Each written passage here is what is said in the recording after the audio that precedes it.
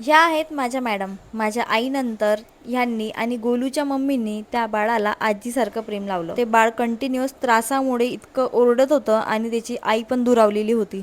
त्याला धड दूधही पिता येत नव्हतं. 1 मे महाराष्ट्र दिनाची सुट्टी असल्यामुळे आम्ही प्रायव्हेट डॉक्टरांकडून सल्ला घेतला आणि त्याचा उपचार केला. त्यांच्यानुसार आम्ही त्याला गाईचं दूध पाजायचो. हा बाळाचा दुसरा दिवस. बाळ एकदम सुस्त होतं, तरीही आम्ही त्याची ओळखी सर्वांशी करून देत होतो. हा होता गोलू मामा. या सर्वांनी मिळून त्याला आपल्या लेकरासारखा जीव लावला आणि सर्वांनी आपल्या परीने त्याच्यासाठी सगळी मेहनत घेतली. ही आहे छोटीशी कोको, जी प्रत्येक नवीन मेंबरसाठी एक्साइटेड असते. बाळाच्या एकदम शेपटीजवळ आणि डाव्या पायाच्या जवळ जिथून सुशी होते तिथेच एकदम डीप जखम लागल्यामुळे त्याला व्यवस्थित चालता येत नव्हतं आणि ना त्याच्यामध्ये एवढी एनर्जी होती की तो कोणती गोष्ट करू शकेल, व्यवस्थित चालू शकेल.